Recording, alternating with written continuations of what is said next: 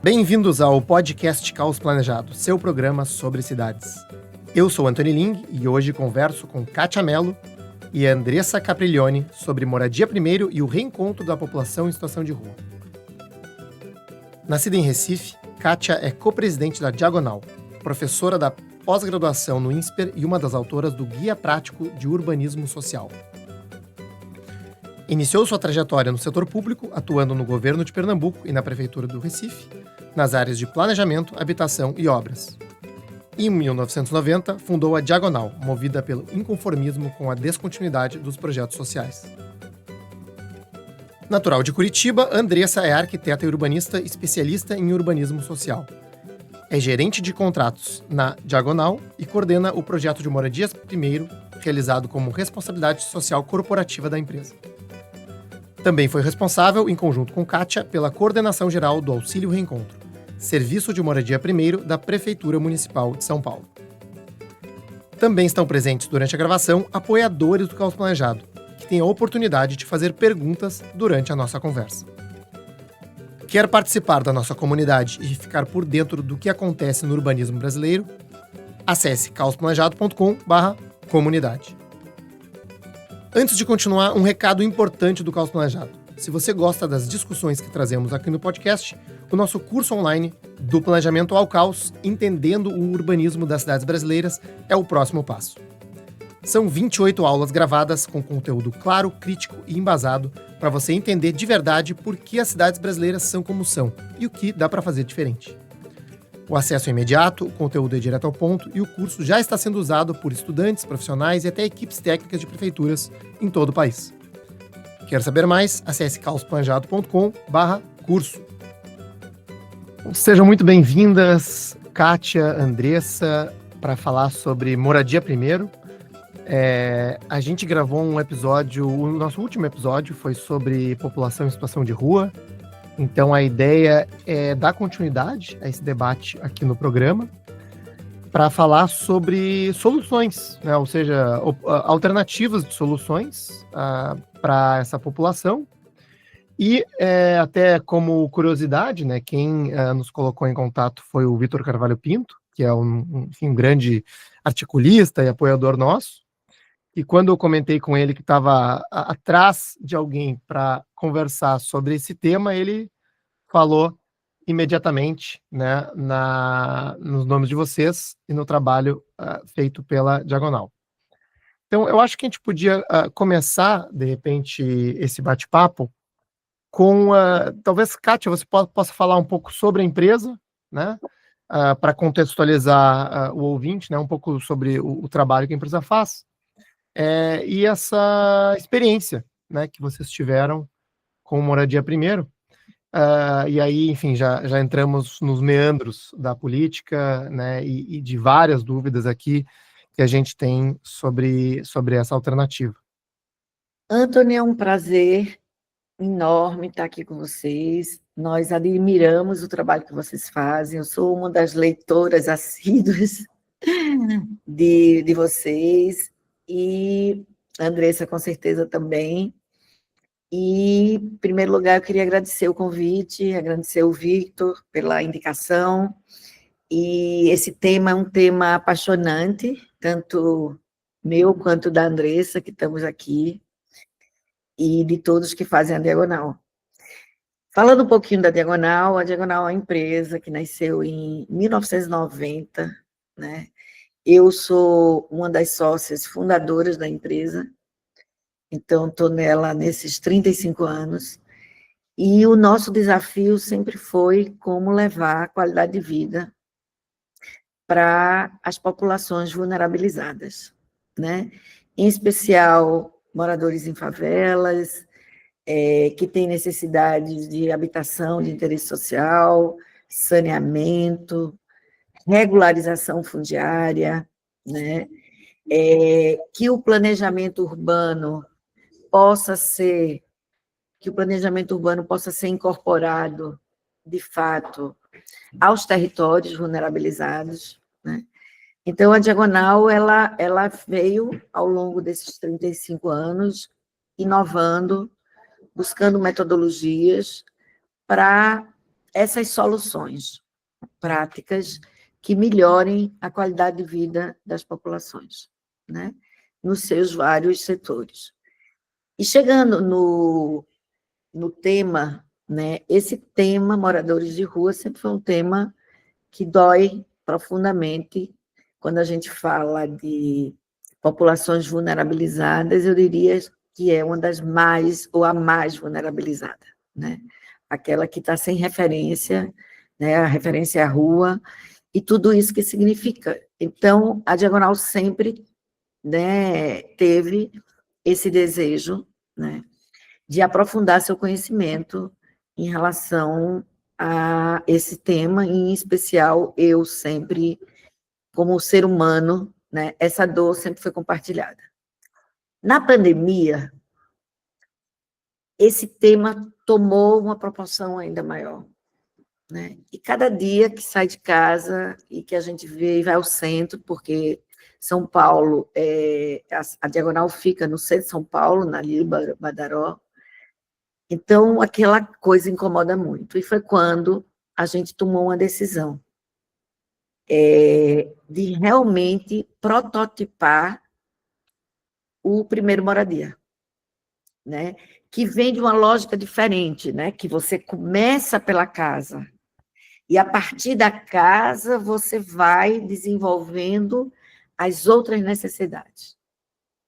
Então, ele parte realmente que essa independência de ter a casa, ela produz um efeito de que todas as outras necessidades, você acompanhando, elas ficarão melhor. E nós tomamos uma decisão, fazer um protótipo, como investimento social da empresa, né? E fazemos até hoje. Então, nós fomos estudar tudo que tinha, né? Andressa, que está aqui comigo, foi a grande puxadora disso, coordenadora. Ela foi estudar profundamente o que a gente tem aí fora do Brasil, nesse tema e no Brasil, e nós decidimos fazer o nosso protótipo, com as pessoas que estavam na nossa rua, né? E aplicamos o processo inteiro, definimos toda uma metodologia, estamos psicólogos para atender desde a busca do imóvel até o acompanhamento na casa das famílias, que já fazemos há 2 anos, né? E foi um protótipo inicial, a gente trabalhou com 10 pessoas, né? Para que estavam na rua, tinha até uma criança, tinha um pai e mãe, tinha diversas situações. O nosso processo foi não fazer escolhas, perguntar, e quem quisesse vir, a gente usou realmente, a Andressa pode detalhar melhor, e dentro desse contexto, nós iniciamos e fomos agraciados, eu diria assim, com lidar com essa população, com todas as suas dores, mas encontrando soluções. Só para fechar esse ponto, porque a gente começou por aí, eu não sei, né? Só para trazer o todo para vocês, nós nos baseamos e temos a referência importante de uma experiência em Florianópolis, que é coordenada por Ivone Peraça, que é a coordenadora nacional da Pastoral Pop Rua. Eu a conheci em Floripa para outro assunto, quando eu soube que ela fazia um trabalho na própria pandemia, eu fui visitá-la, e ela tem um jeito de lidar com essa população que é muito especial. E nós trouxemos ela para olhar o nosso piloto, para treinar a nossa equipe, para nos trazer as dores dessa população e como a gente lida com cada dor, porque, apesar da Diagonal ter uma experiência imensa com populações em todo um trabalho técnico-social, é diferente. E aí a gente trouxe a Ivone para nos ensinar, e no meio disso, quando a gente estava desenvolvendo, nós somos procurados pela Prefeitura de São Paulo, que a gente já trabalha lá em outros, né, na área de habitação, em trabalho técnico social, mas essa nossa pequena experiência, ela de alguma forma, a prefeitura teve conhecimento, e havia uma situação de emergência na prefeitura, né, com a situação da população de rua, e eles tinham um projeto que chamava Auxílio Reencontro, que é o Auxílio Reencontro, que tem essa mesma característica. Esse auxílio é para pagar o aluguel, né? E aí nós fomos, enfim, trabalhar com a prefeitura, trabalhamos 1 ano e meio, né, Andressa, nesse projeto, e saímos de 10 pessoas que a gente atendeu para 1.300. Então, assim, a gente pôde vivenciar todo o nível de complexidade do que é escalar uma solução, né? E, enfim, é um pouco essa experiência que a gente tem, e a Andressa está aqui comigo, que tem o conhecimento bem específico das situações, que pode conversar com vocês com mais rigor. Incrível a história, Kátia, e acho que eu queria fazer uma pergunta só sobre o piloto, para depois a gente migrar para essa iniciativa numa escala maior, né?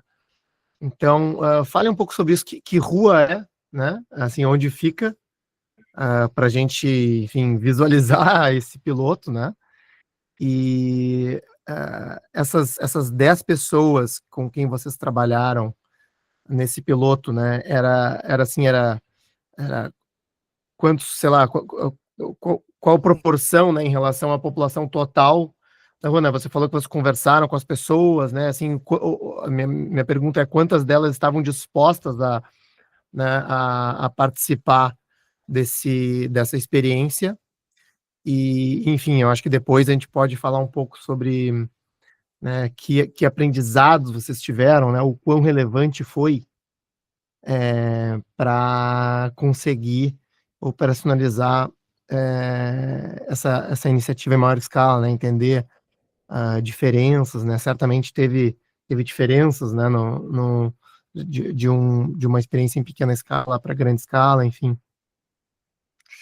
Eu queria só, antes de passar para a Andressa, só trazer um ponto, assim, que eu acho muito importante. Nós acreditamos muito, do ponto de vista metodológico, na prototipagem, sabe? Então, essa questão, né, que eu até trouxe um pouco do aprendizado, lidar com o mundo digital, né, que o mundo digital trouxe isso para a gente, né, e isso é muito importante, né. Então, é um valor inestimável para mim, né. Então, nesse sentido, eu reforço, assim, a importância que a gente dá até hoje, né, nesse processo. Mas, Andressa, você que foi lá, que escolheu as pessoas, no sentido de selecionar, que conversou com elas, você pode dar um depoimento aí muito rico, atendendo aí a pergunta do Anthony. Bom dia a todas e todos. Eu fico até emocionada de lembrar, assim, de contar essa história, porque a gente começou esse projeto, a gente decidiu fazer o projeto piloto de moradia primeiro por causa de uma bebê. A Diagonal fica no centro de São Paulo, né? Nosso escritório é na frente da prefeitura, ali no Viaduto do Chá, na Praça do Patriarca. E ali tem muitas pessoas em situação de rua, na marquise da Praça do Patriarca, né? E aí, quando a gente saía do trabalho, chegava e saía, principalmente saindo à noite, né? A gente via aquela quantidade de pessoas ali, e nesse período eu muitas vezes saía um pouco mais tarde, e aí é um horário que tem menos gente circulando, é que eles organizam, né, as barracas, começam a se organizar ali, muda o cenário à noite, né? E eu via uma bebezinha andando na praça, bem pequenininha, tinha uns 2 anos. E essa bebezinha andava para lá e para cá, e eu todos os dias via aquela bebezinha naquele calçadão, às vezes sozinha. E a gente decidiu, então, com a Ivone Peraça, como a Kátia falou, fazer esse projeto piloto a partir dessa experiência de ver essa bebezinha andando sozinha na rua à noite. E aí a gente desceu, eu e uma assistente social da Diagonal, foi até a praça durante o dia, procurar quem era a família dessa bebê. E a gente conversou, então, com a mãe e o pai dela, que estavam ali. Era um casal que tinha um uso significativo de substâncias psicoativas. E, inicialmente, ela teve um pouco de receio, assim, de não acreditar que a gente estava oferecendo uma casa. Né? Ela disse, quem é esse povo chegando aqui oferecendo casa, gente? Isso não existe. Ela ficou com muito receio, ela não acreditava. Nesse mesmo dia, a gente teve essa conversa com ela ficou de pensar se ela toparia ou não, mas foi muito mais o pensar, porque ela não acreditou, do que porque ela não queria, sabe? E aí, saindo nesse mesmo dia, a gente encontrou uma mulher trans vendendo bala. Ela veio oferecer bala pra gente. E aí eu perguntei se ela estava em situação de rua, ela disse que sim, que ela estava em situação de rua, que ela já esteve ali na Praça do Patriarca, mas que naquele momento ela estava na Paulista. E a gente começou a conversar e eu apresentei o projeto para ela, contei que a gente queria começar, que era algo novo, contei quem a gente era, e ela topou. E em 2 dias ela tinha escolhido já uma casa, um quarto, né? Porque quando eles querem ficar na região mais central, né? Quando é uma população que já está no centro, muitas pessoas querem ficar por ali. E aí, dificilmente você acha, né? Casas grandes, casas maiores, né? Então, assim, geralmente é um quarto, uma kitnet, né? E para a gente foi um grande desafio. Pessoas escolhiam As próprias pessoas escolhem as casas. Unidades. Um dos princípios do Moradia Primeiro, do Housing First, é a autonomia, né? E a autonomia desde o primeiro passo. Então, esse passo de escolher a casa, ele é muito importante para definir o que vai vir depois, da pessoa retomar as rédeas da própria vida, né? Então, eles escolheram as casas. A partir do momento em que essa pessoa escolheu a casa, os outros acreditaram. E aí foi um grupo de amigos que estavam ali naquela região, ali na Praça do Patriarca. E foi curioso, porque a gente não escolheu as pessoas, elas foram aparecendo, né? A gente tinha esse número de mais ou menos 5 casas.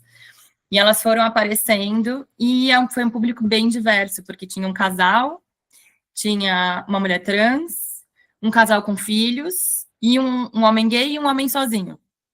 E um homem cis sozinho. Então, foi um público super diverso, sem a gente ter escolhido.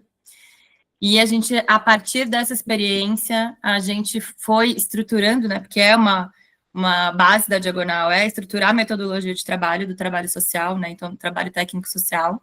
Então, a partir dessa experiência, a gente foi estruturando esse trabalho, entendendo esses perfis, né, vivenciando essa experiência, que no futuro a gente nem imaginava que isso ia acontecer, que a gente não sabia ainda da existência do auxílio reencontro, que no futuro foi a base para a gente conseguir operacionalizar esse trabalho em escala na velocidade que foi um grande desafio e é um dos maiores do mundo hoje, né? A história é fantástica, né? Então, assim, uma dúvida que eu fiquei, né? Porque aparentemente vocês chegaram na praça, né? E conversaram com as pessoas e foram, digamos assim, fazendo essa proposta, né? No episódio anterior, quando eu falei, quando a gente assim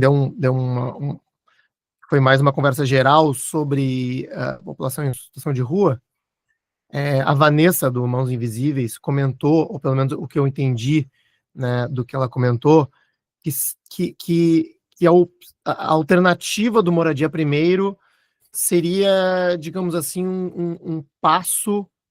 Esse foi o meu entendimento, né? Que não seria uma política para qualquer morador de rua em qualquer circunstância.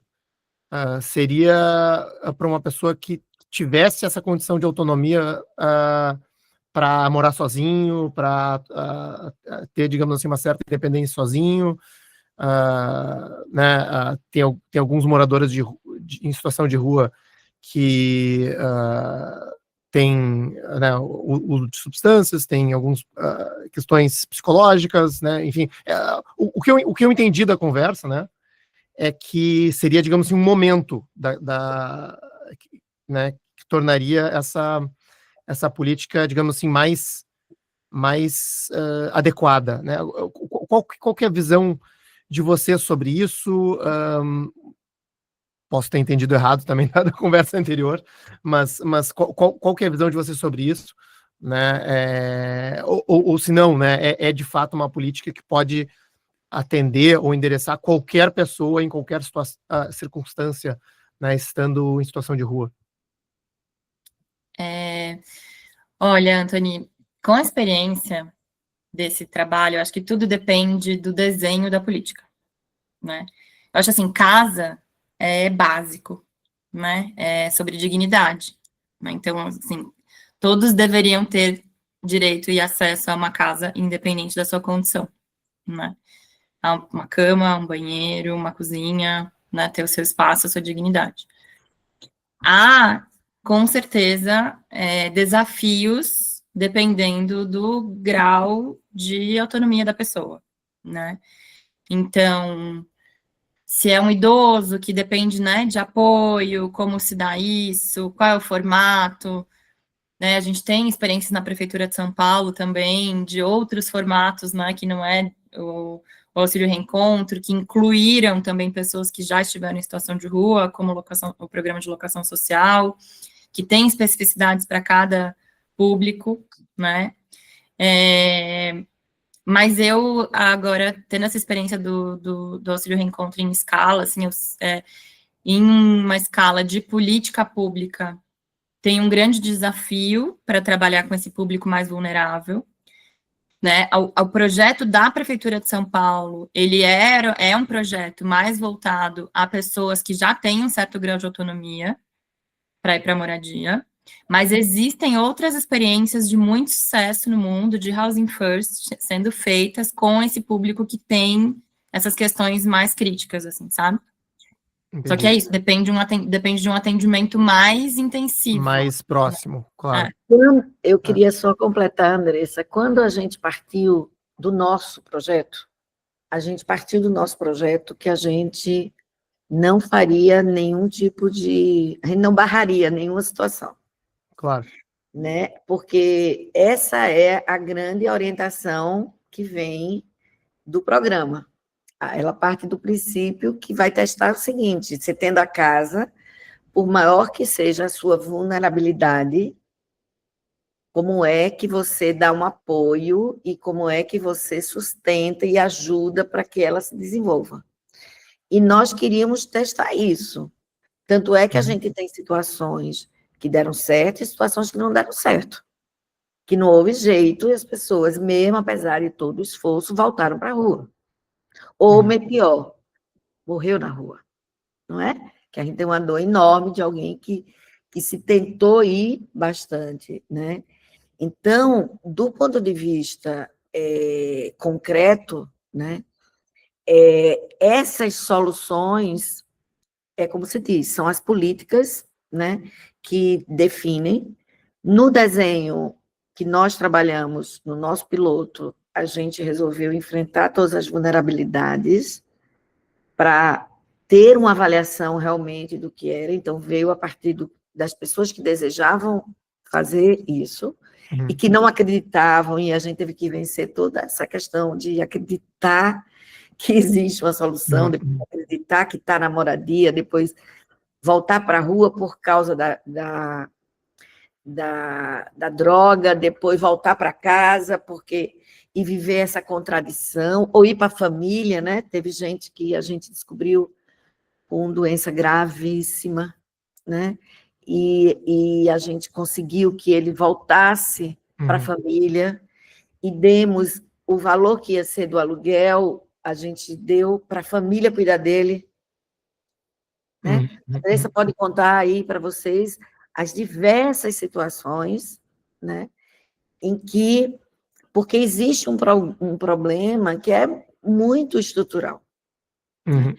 Quando a gente foi para a prefeitura, e a prefeitura, eu estou me referindo à Secretaria de Assistência Social, né, que tem esse papel na Prefeitura de São Paulo, né, de trabalhar, e tinha o auxílio reencontro já como um decreto, mas precisava fazer esse projeto acontecer. Precisava implementar essa solução. né? E aí, justamente, essa nossa experiência se viu de base porque a gente tinha conseguido estruturar uma metodologia. Qual é o primeiro passo, o segundo, o terceiro, o que é que faz, como é que trabalha com as famílias, de que forma. Então, como é que a gente vai encontrar imóvel? Então aí é diferente. Você dá a chance dele encontrar imóvel, mas quando você faz em escala, você também oferece. Então, a gente botou uma equipe para encontrar imóveis. Aí você tem que falar com os proprietários, porque tem proprietários que não querem aceitar que vem um morador de rua. O pagamento do auxílio reencontro, ele não é feito diretamente para a pessoa. Ele vai pagar a pessoa do aluguel. E aí, tem que ser pessoa física. Então, sendo pessoa física, né? Então é um processo, né? Que tinha toda uma lógica.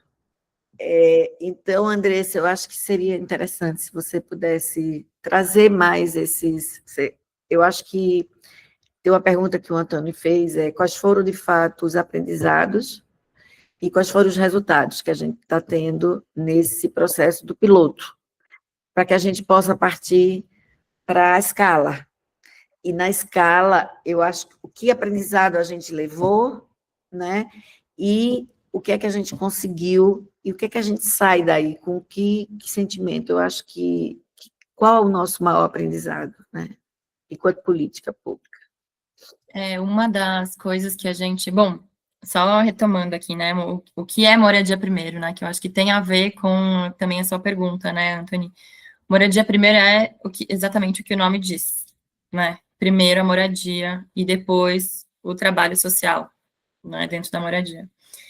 Então, a diferença, né, do piloto para o trabalho em escala, que impacta também nos resultados e nos números, como a Kátia falou, no piloto, a gente implantou moradia primeiro em essência, que é direto da calçada, sem filtro, né?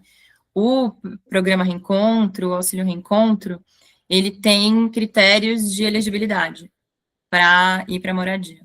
Então, quando a gente vê os resultados, o Moradia Primeiro, a gente teve, como a Kátia falou, casos de pessoas que voltaram para a situação de rua, né, em um número um pouco maior, né, em uma porcentagem um pouco maior do que no da prefeitura, que apesar de ser em escala, que é muito mais desafiador, tinha um filtro de entrada de pessoas que já estavam mais organizadas. Então, no Moradia Primeiro da Diagonal, a gente teve um número de permanência, uma porcentagem de permanência de 75%. No da prefeitura, em torno de 90%. Então, né, esse filtro de entrada já muda também a relação dessa pessoa, né, com a moradia, justamente pelo grau de autonomia. Aprendizados do piloto. A gente iniciou pagando diretamente para eles o aluguel, em mãos para eles o dinheiro. E a gente teve momentos em que eles não pagaram o aluguel com esse dinheiro. Teve, inclusive, casos de roubo do amigo que roubou do outro, enfim. Então, a gente aprendeu que o melhor modelo é pagar direto para o responsável do imóvel. Isso foi, inclusive, um pedido de um deles para mim. Chegou e me falou isso, falou, Andressa, é melhor pagar direto, a gente ainda não tem autonomia nesse momento para lidar com o dinheiro. Paga direto, melhor pagar direto, esse foi um dos aprendizados. Acho que outro grande aprendizado foi também a gente não olhar como o nosso filtro, né, as moradias. Né? Então, o que para a gente parece que não é adequado, né, para eles é diferente. E a gente teve essa orientação da própria Ivone nesse trabalho de deixa que eles escolham, como é um trabalho da Diagonal, né, não é um trabalho público, que tem maiores, né, questões. Então, vamos fazer esse teste, deixar que as pessoas escolham, e às vezes a pessoa que estava na pior moradia era a pessoa que estava mais se organizando, foi a que conseguiu terminar o ensino médio, entrar na faculdade em pouquíssimo tempo, mesmo tendo uma moradia que, a princípio, a gente não aprovaria se não tivesse sido essa orientação, sabe? Pelo nosso filtro. E eu acho que outro grande aprendizado foi que, às vezes, a gente precisa acompanhar a pessoa, ir junto, pegar pela mão e fazer as coisas junto, que não é só orientar, né? Então, a gente lida com pessoas que estão num grau de vulnerabilidade extremo, de saúde mental, inclusive, né? Que precisam que tem depressão, muitas vezes, a grande maioria, que precisam de um incentivo, de alguém para ir junto, acompanhar. Então, em alguns casos, a gente ia junto na entrevista de emprego, a gente ia junto na conversa com o advogado para resolver questões jurídicas, que a pessoa tinha medo de ir ser presa por falta de conhecimento. Então, esse também foi um grande aprendizado também. E que cada pessoa vai demandar um grau diferente de acompanhamento, né? Não pode ser o mesmo grau de acompanhamento para todo mundo, né? Não, muito interessante. Uma das reações imediatas que eu tenho com a iniciativa de vocês, além de achar incrível, né, essa disposição de vocês em criarem um piloto dessa natureza, é assim que hoje a gente vive num mundo tão litigioso, né, que é um programa de extrema responsabilidade, né, porque vocês acabam, de certa forma, assim, assumindo, né, o auxílio da vida dessas pessoas, né, e pessoas em situações em que, sei lá, qualquer coisa pode acontecer, né, dentro das unidades, né, enfim, então, assim, pergunta, né, você falou do acompanhamento das pessoas, cada uma tem um acompanhamento diferente, qual era, digamos assim, a frequência do acompanhamento, né, e se vocês puderem até ilustrar um pouco melhor, né, bom, o que é acompanhamento, né, assim, é ir na casa da pessoa, é conversar com ela, é um telefonema, né, como é que é esse acompanhamento, né, e na sequência, né, vocês falaram que, né, já pensando em política pública, né, vocês falaram que o programa Reencontro é gerido pela assistência social, e que é pago para o proprietário do imóvel, tudo mais. Aqui a gente já vê, assim, né, no momento que as pessoas têm uma independência maior, um caminho para um programa de locação social, né, que seria, digamos assim, historicamente algo mais ligado à Secretaria de Habitação, né? Como é que vocês veem essa responsabilização dentro do poder público, né, que foi uma pergunta aqui que veio do Vitor pelo chat, e eventualmente se essas secretarias devem trabalhar em conjunto para tocar, seja moradia primeiro, seja locação social. E duas perguntas em uma. Posso responder, Kátia? Lógico. O auxílio reencontro, ele é um tipo de locação social, né? Diferente do modelo que a gente conhece como locação social, mas não deixa de ser um tipo de locação social. A prefeitura pagando o aluguel de uma casa.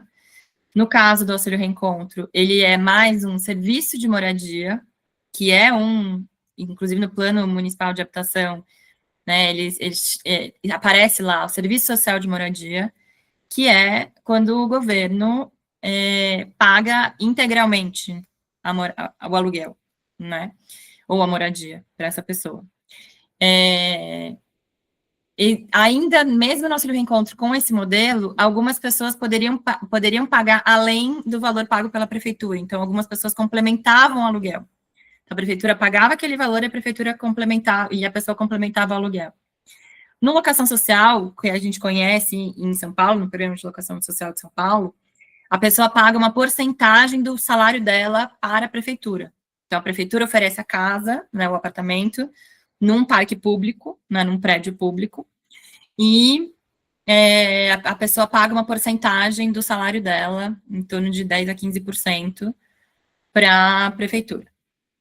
Existem milhares de formatos de desenhos possíveis de locação social. Então, a gente chama de pulverizado esse, que é muito parecido com o auxílio reencontro, que é imóveis do mercado privado disponíveis na cidade, em que a prefeitura apoia quase como uma política de voucher, que é comum em outros países, como os Estados Unidos, né? Então, aí respondendo à pergunta do Vitor, né, da habitação e da assistência social, é um grande desafio né? Porque é uma pauta das duas pastas, tanto da assistência quanto da habitação, né? Em outros países, a habitação não é separada da assistência social, é uma secretaria só, habitação e assistência social. Então, porque é totalmente casada as duas coisas, né? Se a gente tem problema tem problema social, a gente tem problema de habitação, né? Então, tem muitos países que é uma secretaria só. Então, acho que o grande desafio do trabalho com população em situação de rua é o trabalho intersetorial. Ele precisa acontecer, e não só entre as duas pastas, né? O programa Reencontro da Prefeitura de São Paulo, ele é desenhado como um programa intersetorial, com uma secretaria, que é a Secretaria de Projetos Estratégicos, como a Secretaria Gestora, e diversas outras secretarias compondo este núcleo de gestão do programa Reencontro. Porque essa pessoa, ela precisa... O primeiro passo, né, é a casa. Depois da casa é que começa o trabalho para valer, que é o acompanhamento social, que foi essa pergunta, né, que eu já vou responder. Aí sim é que começa para valer o trabalho, que é essa pessoa se reinserir na sociedade, se reinserir no trabalho, voltar a frequentar espaços públicos com dignidade, né, poder entrar sem ser expulsa em um equipamento. Então, é necessário que tenha um trabalho com a educação integrado, se tem criança, precisa estudar, ou mesmo sendo adulto, precisa muitas vezes voltar para o ensino regular, né, tem regras para se manter no programa, como tem o Bolsa Família, então você tem que ter criança na escola, ou se você é adulto, ou você tem que estar trabalhando, ou você tem que trabalhar, ou você precisa voltar a estudar.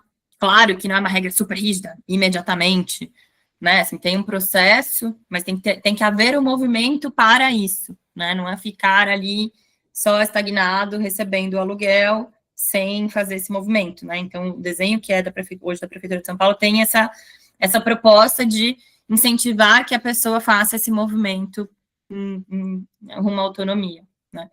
Então, o acompanhamento social, ele tem esse grande desafio, né, no início, a gente fazia um acompanhamento mensal, para os primeiros, né, como a gente estava começando, e aí, conforme o tempo foi passando, a gente foi conhecendo as pessoas, entendendo qual tinha mais autonomia, qual já estava mais organizada, começou a trabalhar, e a gente foi fazendo um modelo customizado.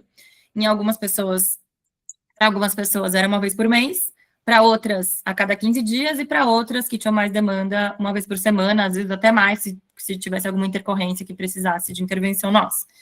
Mediação de conflito com a vizinhança, a gente fazia muito, acho que é um trabalho fundamental, que precisa acontecer, mediação de conflito tanto com o responsável pelo imóvel, quanto com a vizinhança. Em alguns casos, a gente precisava apoiar a pessoa a mudar de imóvel, né, por brigas na vizinhança, acontecia. Confesso que aconteceu menos do que a gente esperava, e a gente achou que ia ser muito mais caótico do que realmente foi. Muitas pessoas, né, com muita gratidão pela equipe, pelo trabalho, pela prefeitura, né, se reorganizavam muito rápido, né, depois de um mês, você nem imaginava que aquela pessoa estava em situação de rua, em alguns casos, simplesmente pelo fato dela ter uma casa, um banheiro e uma cama, né. E o que é muito interessante é que, nesse trabalho, a pessoa tem a decisão, né, então não é a equipe, então a gente fazia um treinamento intensivo, que eu acho muito importante para esse trabalho, porque tem uma virada de chave da assistência social para trabalhar num formato que não seja tão assistencialista, que seja, que dê à pessoa as decisões sobre a sua própria vida, né, então, a gente fazia o plano de individual de atendimento, ou o plano familiar de atendimento, com ela, a partir das necessidades dela, das vontades dela e do que ela queria. Ela construía o plano e a gente só facilitava e acompanhava para que isso acontecesse, né? Então, esse trabalho de acompanhamento social, ele tem esse foco, né, de apoiar essa pessoa a dar os passos necessários, tanto para a área de trabalho, quanto para a reinserção social, para a diversão, que é tão importante quanto na vida, né? Para a cultura, então a gente ia junto em museu, a gente fazia reuniões no SESC, fazia oficinas coletivas em espaços coletivos, para que ela se sentisse pertencente àquele território, né? E isso é fundamental para ela para que ela permaneça na moradia também, né? A vida coletiva.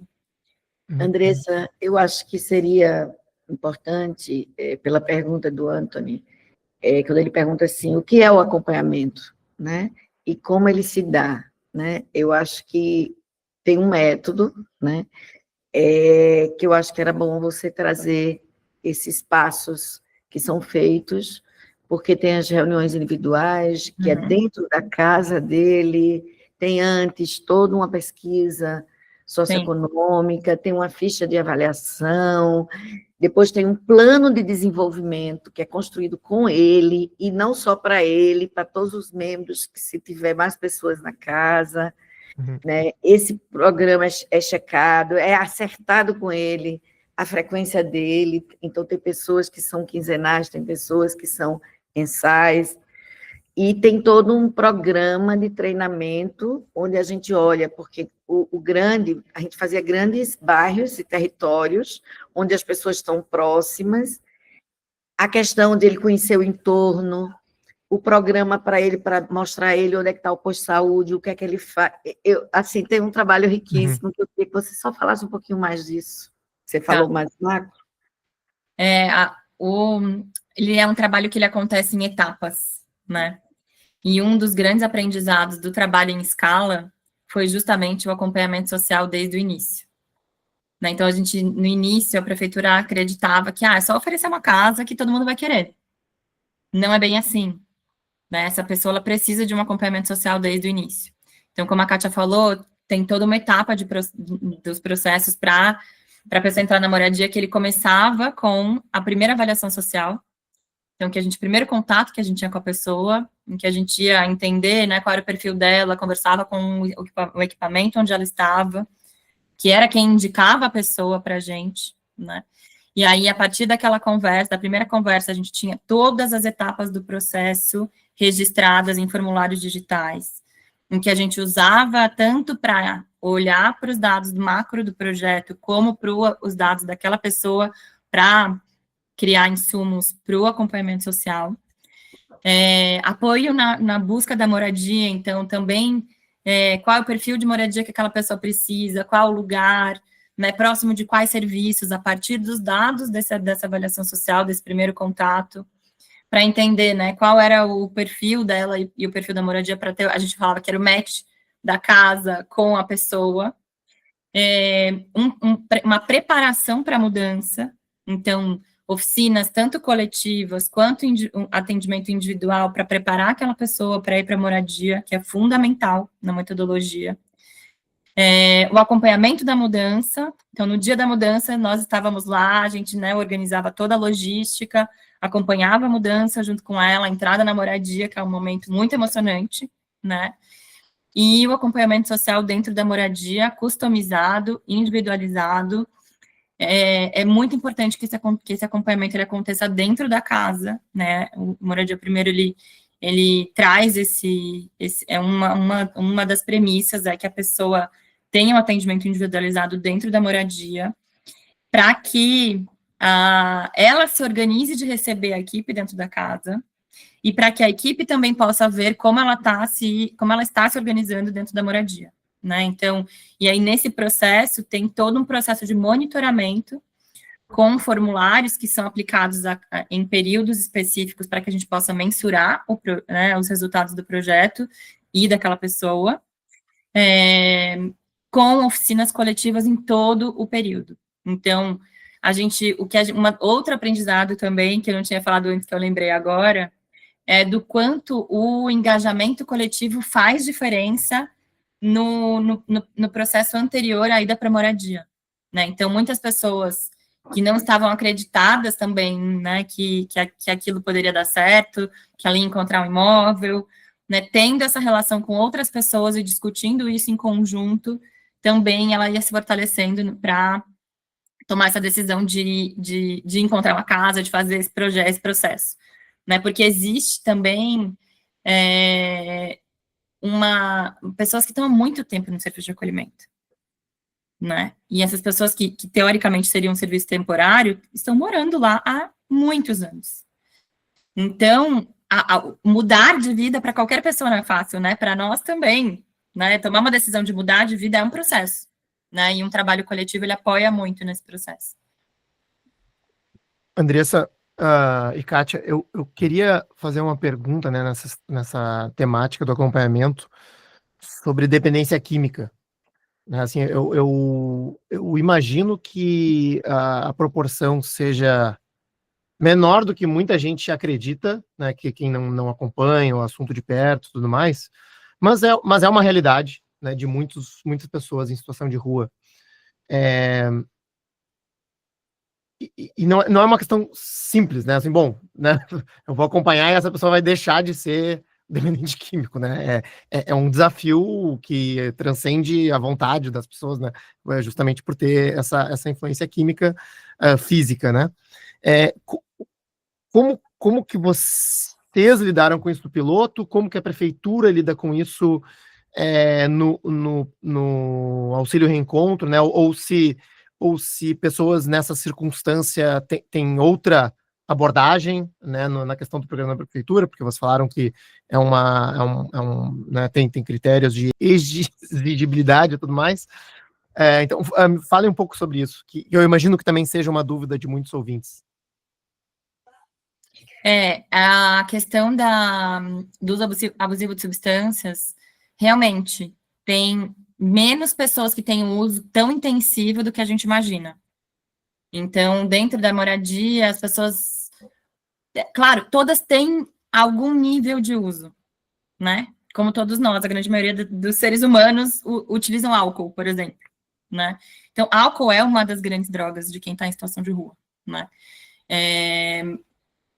Então, tem níveis diferentes. Quando é um nível muito grave, o que a gente faz é acompanhá-la para acessar os serviços da saúde. Então, o nosso trabalho não era fazer o trabalho da saúde, não, o nosso trabalho era o trabalho da moradia, do acompanhamento social dentro da moradia, e o que a gente fazia era conectar a pessoa com os serviços quando ela não estava conectada ainda. Então, a gente acompanhava, em alguns casos, como eu falei, até de ir junto nas consultas, se fosse o caso, se necessário, né, para quem não faz o movimento sozinho. Então, acompanhamento no CAPS, ida ao UBS, acompanhar se a pessoa realmente está indo, é um dos critérios de manutenção do benefício, a pessoa precisa ir, se a equipe orienta, para que ela se mantenha no programa, ela precisa estar cumprindo as orientações da equipe, então ela precisa frequentar o CAPS. O CAPS faz um trabalho incrível em São Paulo. Tem lugares, assim, que a gente escuta depoimentos de pessoas que frequentaram, que realmente conseguiram se livrar do vício. Tem um trabalho coletivo super interessante também. Em alguns casos, a pessoa se reorganiza, em outros casos, não. Né? Então, no Moradia Primeiro, teve um dos casos, que foi o caso que a pessoa chegou a falecer. Eu até fui... Se você falasse, eu estava aqui querendo falar do caso dele. Eu acho que merece... Ele foi um caso, assim, de uso abusivo de substâncias. Isso que aconteceu no piloto de vocês. No nosso piloto. Quando ele faleceu, a gente já estava operacionalizando o auxílio reencontro, né, porque a gente manteve os dois em paralelo. E ele foi um caso de idas e vindas, que é muito comum em trabalho com população em situação de rua. Não é que a pessoa vai para casa que vai ser linear e dali, né, a partir dali está tudo certo. Tem um processo de idas e vindas, a gente precisa ter muita paciência nesse processo. E a gente teve casos de pessoas que firmaram na moradia e casos de pessoas que não. Esse é um dos casos que não.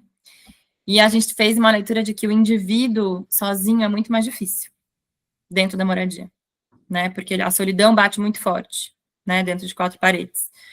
Então, ele tinha esse processo de idas e vindas, né? Da moradia para a rua. Né, às vezes ele estava na rua, a gente atendia ele na rua, e por causa do uso abusivo de substâncias. E até que chegou o momento em que ele estava em situação de rua, já fazia mais de um ano e meio que ele estava com a gente. E ele pegou tuberculose na rua e chegou a falecer. Mas foi isso, e estava sendo acompanhado, estava indo no CAPS, estava tomando remédio, estava fazendo todo o processo, mas não conseguiu se libertar do vício. A gente chegou a conhecer a família dele, eu fui no enterro, conheci a irmã dele no enterro, a família dele, conversei com a família, uma família estruturada, organizada, com casa, Então, o caso dele foi o uso abusivo mesmo, que levou à situação de rua. E aí, só completando, né, eu lembro que ele tinha um dom artístico, né? Muito.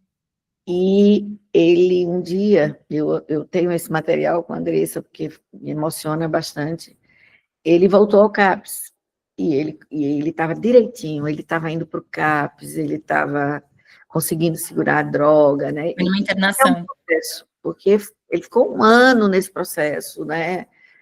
Mais de ano, e ele conseguindo. E aí, ele faz um desenho, e ele desenha muito bem. E ele desenha uma casa, e ele bota o nome da nossa psicóloga desse tamanho, a Sofia, faz um desenho lindo, e bota a diagonal assim, numa casa. E aí ele agradece, faz um depoimento, dizendo que ele pensava que ele nunca mais conseguisse desenhar. E nunca mais conseguisse escrever, porque ele não por causa da droga, ele não conseguia mais. E ele faz, então assim, a gente... Aí você fica, quando ele realmente volta e pega essa tuberculose, sabe? Sim, Então, foi por pouco, né? Assim, a virada, Muito, a muito virada foi pouco. por pouco. por muito pouco. Essas meninas, a Né? gente chorou dias, a gente... por isso que eu digo, não é um trabalho fácil, né? Nem, E você vê a luta da imagino. pessoa. Mas o fato dele estar sozinho, né, Andressa, sempre foi bem complexo mesmo. Porque aquela atração na solidão da rua e da droga, ela é muito forte. Então, assim, foi um cara que lutou muito, né?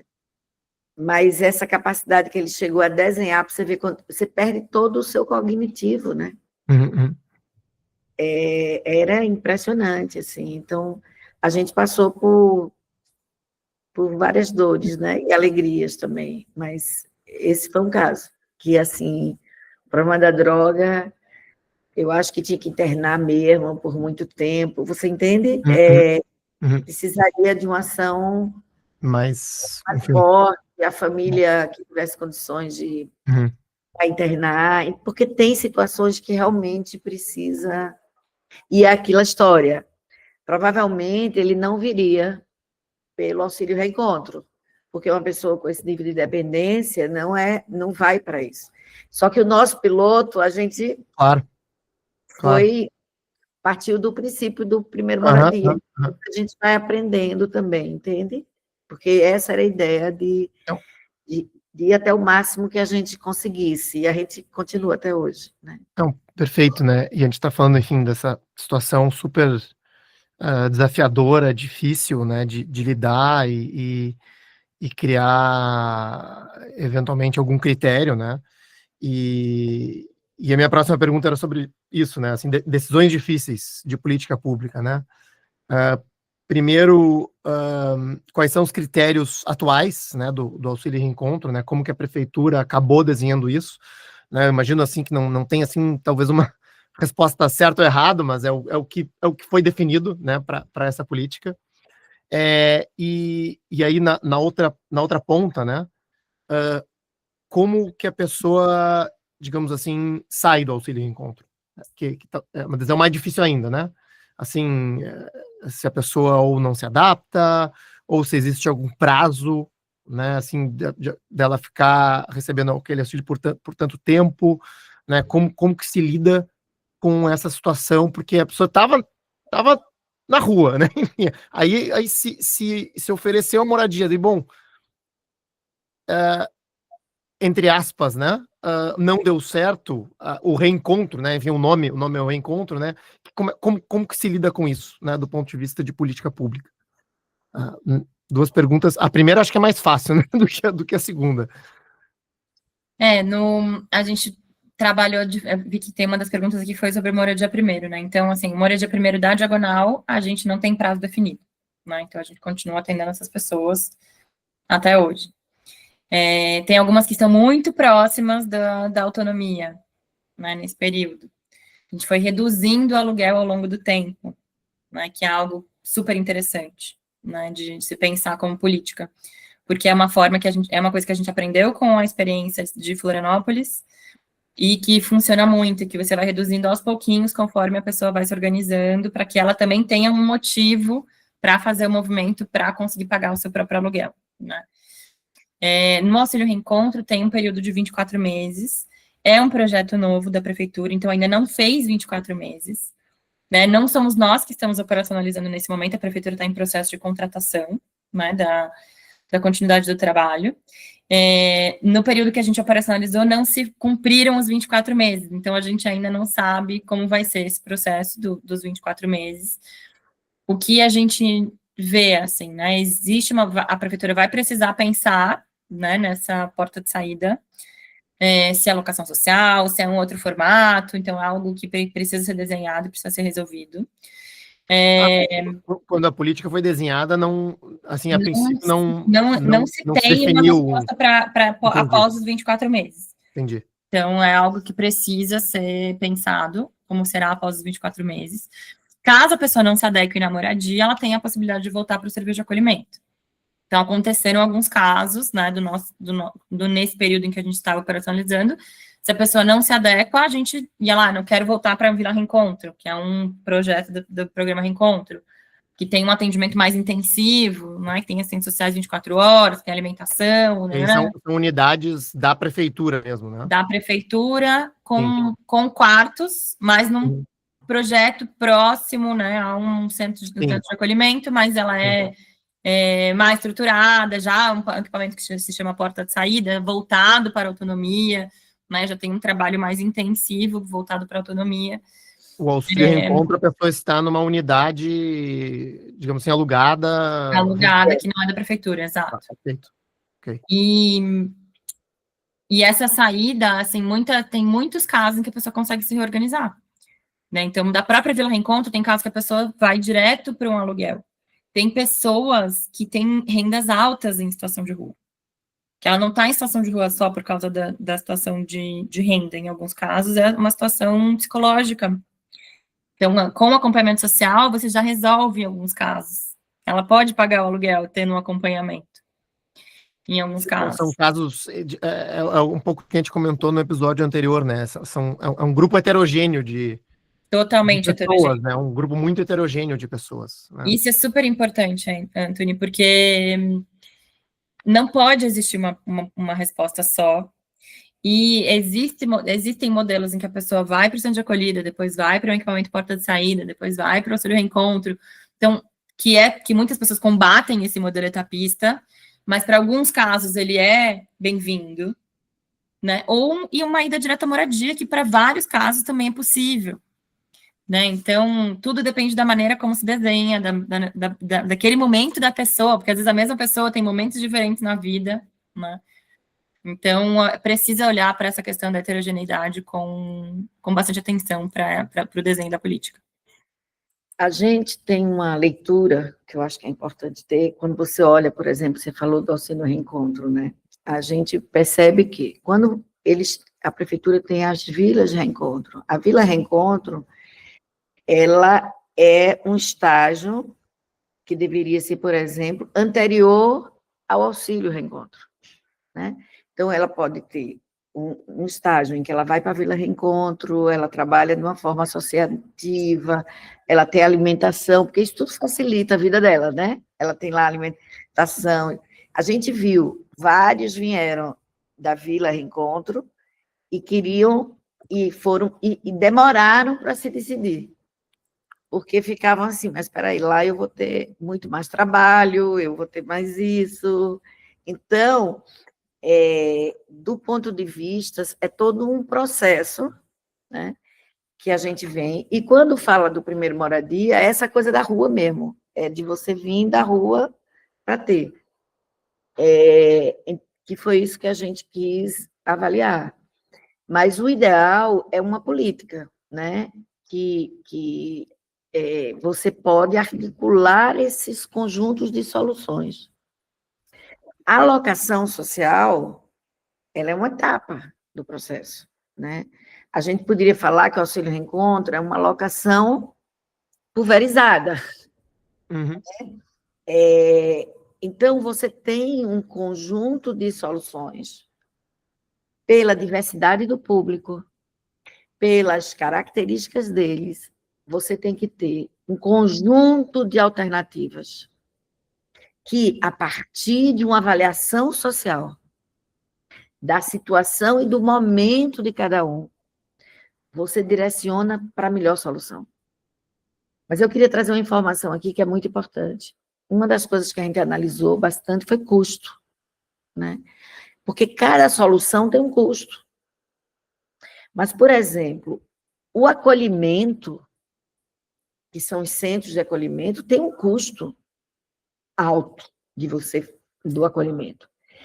A gente comparou alguns centros de acolhidas com o trabalho de ter o aluguel e todo o trabalho social, e esse trabalho era mais barato por pessoa, por mês, do que o centro de acolhimento. Então, são discussões, enquanto política pública, né, que, contribuindo com ela, né, que não é fácil, porque não mas você tem que trabalhar com uma gama de possibilidades, com uma leitura para onde você direcionar, mas nós defendemos muito esse modelo da casa, por várias situações positivas que a gente viu, né? E também porque ela foi de menor custo. Então, e sabendo que tem um trabalho social pesado. Mas quando você pega, soma todos os custos, divide por família, aí você pega centro de acolhimento, você vai ver, montar todo o centro de acolhimento, fazer. Então, é isso, são políticas que têm custos, né? Que é custos por pessoa, por atendimento, né? Que você tem que olhar e analisar. Então, ele tem que ser o mais adequado ao perfil. Perfeito.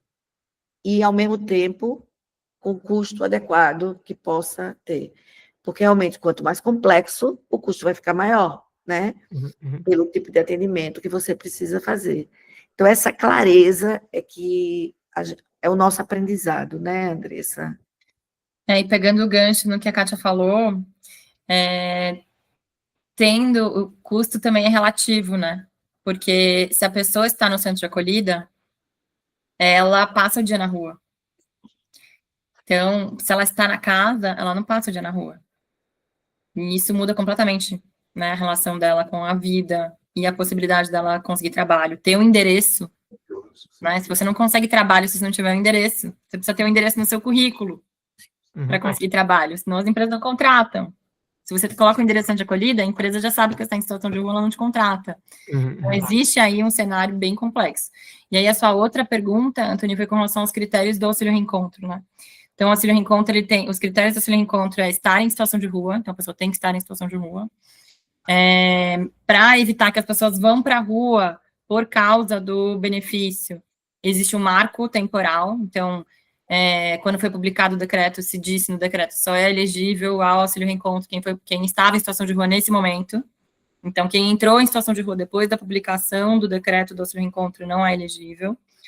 Não pode estar recebendo nenhum outro tipo de atendimento habitacional, ou ter recebido algum apartamento da CDHU, ou Coab, ou estar em auxílio aluguel. E ser indicado por avaliação social, então, que é isso, né? Que é a rede de atendimento, ou o centro de acolhida, ou o BS, ou o CRAS, ou a CAPS, pode indicar a pessoa para entrar no programa. Então, acaba sendo esse último critério é uma avaliação holística, assim, essa pessoa, acho que tem uma avaliação social, vai dizer assim, acho que esse aqui é um caso... Essa pessoa está organizada para uma moradia. Legal. Não, interessante. Olha, a gente está, enfim, a conversa é maravilhosa, a gente está chegando ao limite do nosso tempo, e eu acho que vocês já fizeram vários comentários nessa linha, mas eu acho que seria interessante, já que tem bastante gente que se interessa pelo assunto, né, que vai falar sobre o assunto por aí, tem vários gestores públicos que também ouvem o programa, né? Então, assim, vocês poderiam falar sobre essa alternativa ou sobre essa solução, né? Para convencer tomadores de decisão que é um caminho interessante, positivo, né? Ou melhor que outros, né? Para a gente também acabar com uma mensagem positiva aqui, né, no programa. e incentivar, né, digamos assim, a disseminação de boas ideias. Kátia, Quer começar, Andressa? Eu Posso quero falar, começar mas aqui, né? começa, eu concluo. Tá. Bom, acho que a questão do custo que a Kátia falou é inquestionável, né? Então, assim, se você tem um programa de moradia em que dá muito mais dignidade e custa muito próximo, ou a mesma coisa, ou menos do que um centro de acolhida, né? Acho que já é o melhor argumento. Mas, além disso, com certeza, uma pessoa em situação de rua custa muito mais caro, né, do que isso, porque quando ela está em situação de rua, tem toda uma questão ali do impacto no entorno, no impacto no comércio, o impacto no turismo, o impacto na limpeza urbana, né, quem trabalha no centro sabe, quantidade de caminhões de limpeza urbana que a gente tem durante a manhã, né, todos os dias, nas ruas, impacto no serviço de saúde, porque com certeza quem está em situação de rua fica muito mais doente, né, então tem um impacto indireto, né, no custo para o poder público, que com certeza é infinitamente maior do que o custo do trabalho para a pessoa estar numa moradia, sem contar, né, do trabalho, de estar na nossa Constituição Federal, que todos têm direito à habitação e o direito à cidade. Né? Completando, né, eu diria que, primeiro, eu queria dizer assim, que de todos os trabalhos, e olha que nesses 35 anos na Diagonal e nesses mais de 40 anos profissional meu, eu diria que esse trabalho foi o que mais tocou meu coração, né? O desafio foi extraordinário, né? Mas uma coisa ficou muito clara para mim. Em primeiro lugar, é possível reverter esse quadro que está aí. Basta decisões políticas e decisões empresariais, como fizemos, né, corretas. Porque, sabe, essa sensação, a quantidade de pessoas que a gente viu conseguindo se reorganizar, né, é algo assim em que não tem preço que pague essa alegria de você ver as pessoas, porque é isso, é as pessoas se reorganizando para voltar à vida, né? Para gerar essa autonomia. E, nesse sentido, quando você encontra uma solução que é mais econômica para o poder público, né? A gente se move por isso, porque o problema é grande demais. Então, a gente tem que ter boas soluções que sejam viáveis economicamente. Agora, essa solução exige método. Existe um processo de método, de acompanhamento, de gestão, sabe? Exige levar para uma outra lógica, que é a lógica que a gente defende bastante, né? Por quê? Porque o desafio vem todos os dias. Então, a gente descobriu o método de como as pessoas serem sempre duplas, né? A gente tinha um técnico e um assistente, porque é mais seguro, porque numa dupla os dois formam opinião e a gente não pode depender de só um olhar. Tudo tem uma intencionalidade. Tudo está registrado. Porque não pode só uma avaliação social ser de um técnico. Ele tem que ter um supervisor que seja capaz de fazer uma avaliação, porque a gente está lidando com pessoas. E a gente está lidando com níveis de complexidade muito altos, você entende? Então, são uma série de questões que nos permitem rastreabilidade. A gente montou um 0800, que as pessoas fossem capazes de, em qualquer momento, procurar. Depois criou um WhatsApp com essas pessoas, porque viu que não era suficiente. E celular, muitos tinham.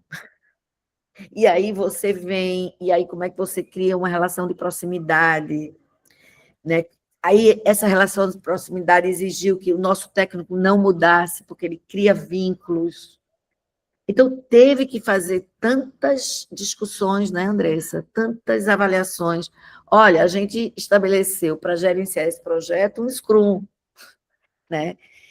Porque tinha que ser reunião diária. Não tem como não ser diária. Prints semanais. Não é sprint mensal, é sprint Tem que ser semanal. um caminho, né? Porque senão você não gerencia. Então, há um nível de complexidade, mas existem métodos suficientes, existem profissionais, a gente não tinha, e foi contratar, e de repente estava com 150 profissionais, treinado, capacitado. Existe capacitação semanal, porque toda semana vai aparecer uma coisa nova que ninguém nunca enfrentou, né? Então, o que eu estou só reforçando é que é possível, é muito possível, mas exige um compromisso de todos que estão envolvidos, de fazer dar certo. E de buscar as melhores métodos, os melhores aprendizados, as melhores pessoas para contribuir no processo. Agora, é possível, essa sensação de ser possível, é como a gente diz, a gente fica procurando brechas para poder fazer, né? E eu acho que é isso que a gente leva, que há um caminho, sim. Mas são vários, não pode ter só um caminho. A gente tem que ter um conjunto de caminhos. Acho que Não, é isso. lindos depoimentos. Super obrigado, Kátia e Andressa. Eu sempre deixo um momento no final para as considerações finais de vocês, né? Se vocês quiserem fazer qualquer comentário que não tenha sido coberto, né, ao longo desse programa, mas adorei conversar com vocês e super parabéns por tudo que vocês têm feito. Admirável. É uma honra para a gente estar aqui, né, Andressa? E falar dessa coisa que mexe tanto com a gente, né? Porque realmente, assim, é muito doloroso, né? Ver o tamanho que a situação de rua chegou, e não é só aqui no Brasil, né? Infelizmente, a gente vai para países bem ricos, né? E a gente vê essa situação em cidades como Los Angeles, como São Francisco, né?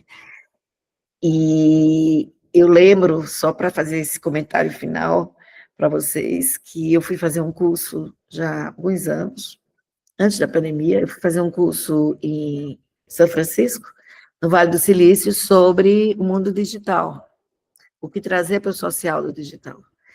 Só que eu fiquei tão incomodada com a quantidade de morador de rua, de frente ali do Google, e a gente ali subindo, fazendo aquelas coisas, e tinha que fazer um projeto final do curso.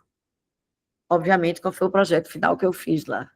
Resolver o problema de morador de rua. Fiz um discurso, e no final eu chamei a atenção de todo aquele mundo digital que estava lá, como Não faz sentido. tão inteligentes, as pessoas criando coisa no criar. Aí propus um fundo, terminei mobilizando lá 7 pessoas, e o nosso grupo Incrível. foi aplaudido lá, porque eu disse, não vou discutir outra coisa, eu vou discutir como montar uma rede e vocês poderem apoiar isso que está aqui, porque não faz sentido eu vou sair daqui incomodada demais, né? Então, eu acho que é um pouco isso, eu acho que o que a gente tenta estimular é que essa dor seja compartilhada com tanta gente boa que a gente tem nesse mundo, né? E que com tantas inovações, por que é que a gente não inova para mudar a realidade tão cruel, né? Eu pergunto sempre a cada um, quem passaria uma semana na rua? Um dia? Enfim. Um dia. Eu digo, eu não passo 3. 3 eu acho que eu já acabei, né? Então, isso dói demais, né? Isso dói demais. Então, assim, é nesse aspecto que eu acho que a gente tem que se mobilizar, né? E pensar o que fazer, né? Eu acho que é isso. Me lembrei, André, de seu Manuel, mas já falei demais aqui, não vou. É isso que a Kátia falou, né? Eu acho que é uma questão também de prioridade, né? A gente fez também um diagnóstico sobre população em situação de rua no Rio de Janeiro, no centro do Rio de Janeiro. E uma das coisas que me marcou muito daquele diagnóstico foi as pessoas trazerem que as organizações sociais, elas atuam, né, de forma individual, e não numa lógica coletiva. Então, às vezes, tem mais organização fazendo uma coisa do que outra que realmente precisa. Então, tem lugares, por exemplo, que sobra alimento. Né? Quem está em situação de rua no centro de São Paulo tem fartura de alimento. Né? Tem muita gente ali, tem muito dinheiro, né? Por isso que as pessoas em situação de rua estão onde está o dinheiro, né?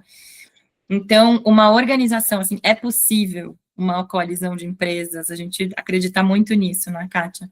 É possível também uma coalizão de empresas para atuar em conjunto com o governo, né? Porque só o governo sozinho não vai dar conta do tamanho do problema. Então, a partir do momento em que as empresas se entenderem o seu papel social, né? Além do ambiental, o social também, né? O S do ISD, que é algo que a gente defende muito, que não é que é um S com esse olhar para o território do seu entorno, né? A gente vai com certeza conseguir resolver o problema. Porque não é tanta gente assim em situação de rua, é bastante, mas para a escala de São Paulo, né, o número de empresas e do dinheiro que existe aqui, é possível que a gente consiga, em um trabalho articulado com sociedade civil, empresas e governo, para conseguir resolver. Né? O nosso sonho é justamente uma grande coalizão. Né? A gente acredita nesse modelo, né? Esse modelo de mudança. Eu acho que a iniciativa privada tem que participar mais ativamente, né, das transformações. E não só o poder público. Lógico que ele é essencial, sem ele é impossível, mas nós podíamos estar juntos, né, com toda a sociedade civil, né? Mas a empresa privada vai trazer conhecimentos específicos, ferramentas específicas e dinheiro, né, e capacidade de fazer. E isso é muito importante. Então, essa é uma coisa que a gente acredita muito como princípio. Né? Muito bom. Enfim, depoimentos fantásticos, gostei da mensagem para finalizar, para a gente mobilizar essa ideia, né, e as pessoas em cima dessa ideia. E, enfim, agradeço vocês mais uma vez pelo tempo e pela energia, né, enfim, a participação de vocês com tanta responsabilidade e sucesso. Então, obrigado mesmo. Muito obrigada, viu? Eu agradeço muito a oportunidade de conversar sobre esse tema tão importante para a gente. Nesse episódio, conversamos com Kátia Mello e Andressa Capriglione. Esse podcast vai ao ar com a ajuda de 2 apoiadores institucionais. OSPA, um ecossistema de desenvolvimento urbano e imobiliário que simplifica o desenvolvimento das cidades. Acesse www.ospa.com.br. E também Aparecido e Carvalho Pinto Advogados, escritório especializado em direito urbanístico, viabilizando projetos que transformam cidades. Visite acp.adv.br.